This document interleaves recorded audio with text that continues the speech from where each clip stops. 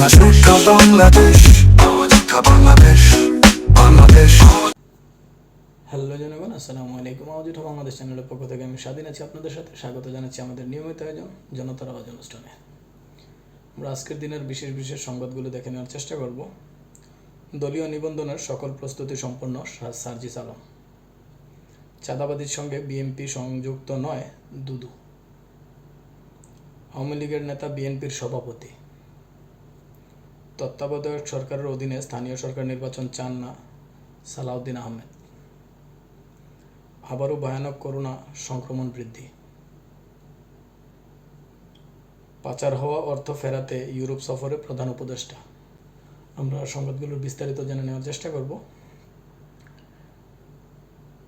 কালের কণ্ঠে প্রকাশিত একটি সংবাদ বলছে, আমরা প্রত্যাশা করছি নির্বাচনে অংশগ্রহণের জন্য যে রেজিস্ট্রেশন প্রয়োজন, এই রেজিস্ট্রেশন আবেদন করার যে প্রক্রিয়া, তা আমরা 16 তারিখের মধ্যেই আশা করছি সম্পন্ন করতে পারব।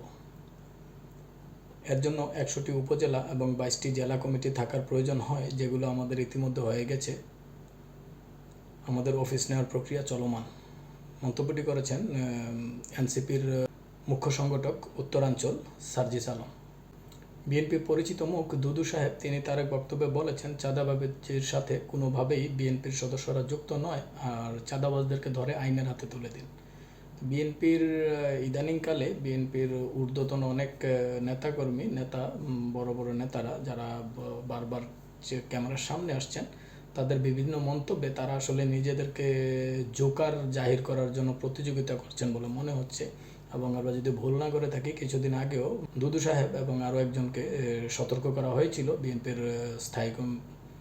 বিএনপির দলীয় কার্যালয় থেকে দলীয় শৃঙ্খলা বজায় রাখার জন্য সতর্ক করা হয়েছিল। তো আমি আশা করব বিএনপির যারা বর্তমানে উল্টোপাল্টা বক্তব্য দিয়ে যাচ্ছেন, নিজেদেরকে জোকার প্রমাণ করার জন্য উঠে পড়ে লেগেছেন, আপনারা সংযত হন এবং আপনাদের বক্তব্য করার আগে একটু সতর্কতা অবলম্বন করুন।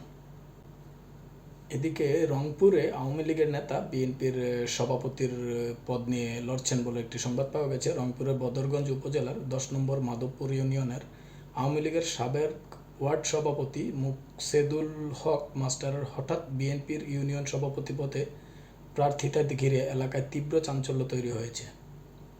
স্থানীয় বিএনপি নেতা আব্দুর রাজ্জাক, মুজাহিদুল, মমিনুল ও মিজানুল অভিযোগ করেন, মুকসেদুল মাস্টার 16 বছর ধরে আওয়ামী লীগের রাজনীতিতে সক্রিয় ছিলেন এবং দলটির এমপি ও উপজেলা নেতাদের নানা অনিয়মে জড়িত ছিলেন। তিনি বিএনপির নেতাকর্মীদের বিরুদ্ধে মামলায় জড়িয়েও সুবিধা নিয়েছেন বলে তাদের দাবি।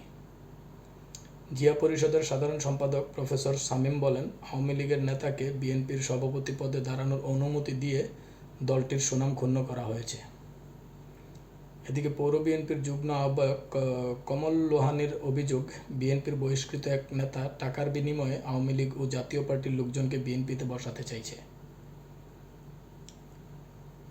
অন্যদিকে মুকসেদুল মাস্টার বলেন, তিনি একজন শিক্ষক হিসেবে স্কুল রক্ষার তাগিদে আওয়ামী লীগ নেতাদের সঙ্গে চলতে বাধ্য হয়েছেন, তবে দলীয়ভাবে তিনি বিএনপির প্রতি অনুগত। তিনি ইনিয়ে বিনিয়ে এটাই বলার চেষ্টা করছেন যে তিনি বিগত সরকারের সাথে বাধ্য হয়ে লিয়াজো করে চলেছেন, তবে বাধ্য হয়ে লিয়াজো করা আর ওয়ার্ড সভাপতি একটা পদ, দলীয় পদ বাগিয়ে নেওয়া, এটাতে অনেক তফাৎ। আমরা সাধারণ জনগণ অবশ্যই বুঝতে পারি যে আসলে বিষয়টা কতটুকু গভীর। একটা দলীয় ওয়ার্ডের একটা দলীয় পদ নিয়ে বসে থাকা আর তাদের সাথে লিয়াজো করে চলা অনেক দূরের একটা ব্যাপার। কারণ লিয়াজু করে চলার মানে হলো আমি তাদের সাথে চলাফেরা করেছি, দ্যাটস ইট। আর একটা পদ বাগিয়ে নেওয়ার মানে হচ্ছে পদে অ্যাক্টিভলি আমি সেই দলের হয়ে কাজ করেছি। তিনি এখন বিএনপি সাজার চেষ্টা করছেন। আমরা খেয়াল করছি আজকাল সামাজিক যোগাযোগ মাধ্যমে বিভিন্ন সময় বিভিন্ন সংবাদ আসছে, যেগুলোতে দেখা যায় আসলে আওয়ামী লীগের বিভিন্ন নেতা নেত্রীরা তারা অতীতে আওয়ামী লীগ করতেন, অতীতে তারা ওই দলের বিভিন্ন পদস্থ ছিলেন, কিন্তু আজকে এসে তাদের ওই বিএনপির প্রতি প্রীতি ভালোবাসা জেগে উঠেছে, এগুলো তারা প্রকাশ করছেন। তারা আসলে মনে মনে ভালোবাসতেন, কিন্তু 17 বছর তারা ওই দলের পদ নিয়ে বসেছিলেন। বিএনপির সবচেয়ে আলোচিত সমালোচিত মুখ সালাউদ্দিন, তিনি একটি মন্তব্য করেছেন যেখানে তিনি বলেছেন, তত্ত্বাবধায়ক সরকারের অধীনে স্থানীয় নির্বাচন নয়। তত্ত্বাবধায়ক সরকারের কাঠামো নিয়ে বিএনপির স্থায়ী কমিটির সদস্য সালাউদ্দিন আহমেদ বলেন, আমরা স্থানীয় সরকার নির্বাচন কোনোভাবেই তত্ত্বাবধায়ক সরকারের অধীনে হোক চাই না। তারা তত্ত্বাবধায়ক সরকারের স্থায়িত্বের সময় 4 মাস প্রস্তাব করেছিলেন। আমাদের দলীয় মত হচ্ছে তত্ত্বাবধায়ক সরকারের স্থায়িত্ব 3 মাসের বেশি হওয়া উচিত না এবং স্থানীয় সরকার নির্বাচন তাদের এখতিয়ারে থাকা উচিত না। তো আসলে এই বিষয়টাতে আমি যদি ব্যক্তিগতভাবে বলি, এই বিষয়টাতে আমরা অনেকেই জানি যে যদি একটা সরকার গঠিত হয়ে যায়, একটা নির্বাচিত সরকার, পরবর্তীতে যখন স্থানীয় সরকার নির্বাচন হয়, যেমন বিভিন্ন সিটি মেয়র, ইউনিয়ন পরিষদ চেয়ারম্যান, ইউনিয়ন পরিষদ মেম্বার, এগুলো বিভিন্নভাবে দলীয় লোকদেরকেই কোনো না কোনোভাবে জয়ী করা হয় এবং সেই দলীয় লোকের মধ্যেও একটা স্বজনপ্রীতি থাকে। যিনি ওই এলাকার এমপি বা মন্ত্রী, যিনি নির্বাচিত একজন পার্লামেন্ট মেম্বার, তিনি তার পরিচিত বা তার আত্মীয় সেই ধরনের মানুষগুলোকেই ওই স্থানগুলোতে জয়ী করেন এবং ওই স্থানগুলো তাদের দখলে দিয়ে দেন, এক প্রকার হাতে তুলে দেন এমনটাই। তো তারা চাচ্ছে যে যদি তত্ত্বাবধায়ক সরকারের আমলে যদি এই স্থানীয় নির্বাচনটি হয়, তাহলে তাদের সেই বিজনেসটা তো ভাটা পড়ে যাবে বা বন্ধ হয়ে যাওয়ার সম্ভাবনা আছে, যার জন্য তারা তত্ত্বাবধায়ক সরকার আমলে এই স্থানীয় নির্বাচনটা চাচ্ছে না। নিউজ 24 চ্যানেলের একটি সংবাদ বলছে আবারও করোনার সংক্রমণ বৃদ্ধির একটা শঙ্কা প্রকাশ পেয়েছে, যার কারণে চট্টগ্রাম বিমানবন্দরে সতর্কতা জারি করা হয়েছে এবং ভারতসহ বা পার্শ্ববর্তী কিছু কান্ট্রিতে চলাচলে বিশেষ সতর্কতা জারি করা হয়েছে। এবং আমরা সামাজিক যোগাযোগ মাধ্যমের সংবাদ মাধ্যমে জানতে পেরেছি যে ভারতে করোনার প্রকোপ বেড়ে চলেছে, বৃদ্ধি পাচ্ছে এবং সেটার সম্ভাবনা বাংলাদেশেও বৃদ্ধি পাওয়ার একটা তীব্র সম্ভাবনা আছে, যার জন্য প্রথম থেকেই সরকার সতর্কতা জারি করেছে এবং সতর্ক অবস্থানে যাওয়ার চেষ্টা করছে।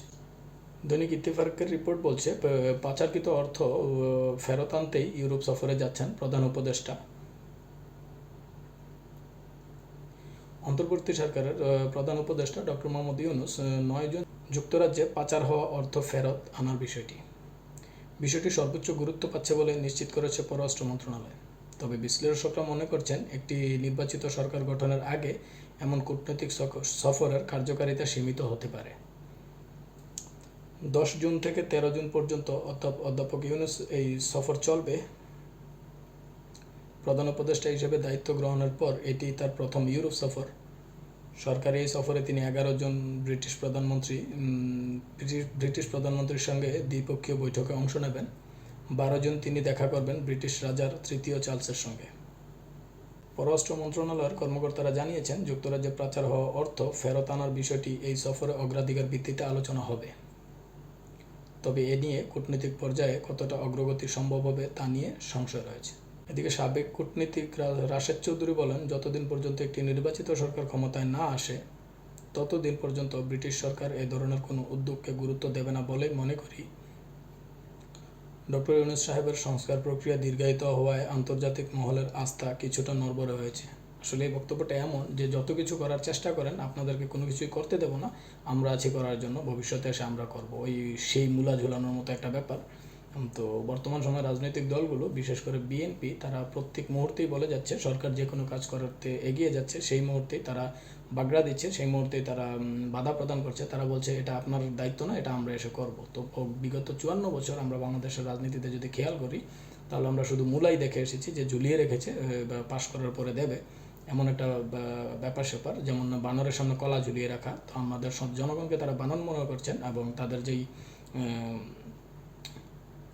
ওয়াদাগুলো আছে, তারা ক্ষমতায় আসলে এটা করবেন, ওটা করবেন, এগুলো আসলে ওই বানরের সামনে কলা ঝুলানোর মতো, জনগণের সামনে ওয়াদার কলা ঝুলিয়ে তারা এই 54 বছর চালিয়ে গেছেন। আজকের দিনে সরকার যখন কিছু করার চেষ্টা করছে, তখন তারা একটি কথাই সামনে আনছেন, যেটা হলো যে এই সরকারের এখতিয়ার নেই, এই সরকারের ম্যান্ডেট নেই, বা এই সরকারের ওই অধিকারটুকু নেই যে একটা কাজ এগিয়ে নিয়ে যাওয়ার দেশের স্বার্থে, দশের স্বার্থে, জনতার স্বার্থে।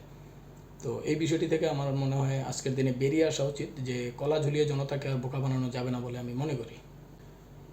এতক্ষণ আমাদের সাথে থাকার জন্য ধন্যবাদ। ভালো লাগলে একটি লাইক দিয়ে যাবেন, একটি মন্তব্য করে যাবেন কেমন লাগলো, এবং আপনি আপনার বন্ধুদের সাথে শেয়ার করবেন। ধন্যবাদ সবাইকে। সালাম।